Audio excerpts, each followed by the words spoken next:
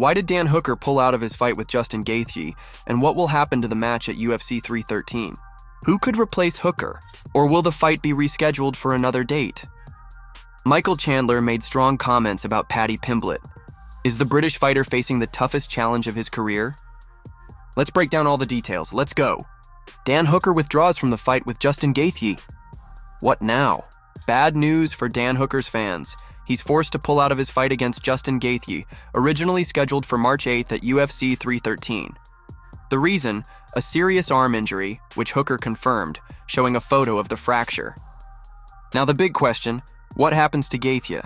UFC is considering two options.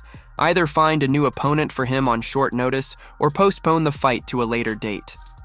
No official statements yet, but the situation is developing, and we'll know soon what the organizers will decide. Now, let's move to another major fight. Michael Chandler shared his thoughts on facing Paddy Pimblett, and judging by his words, this will be a real test for the young British fighter. Michael Chandler: I'll test Pimblett's endurance.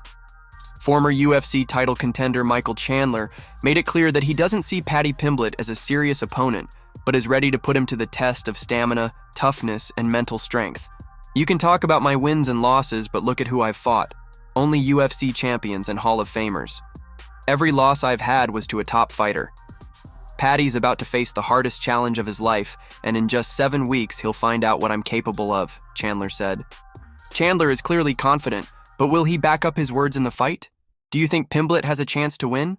Let us know in the comments.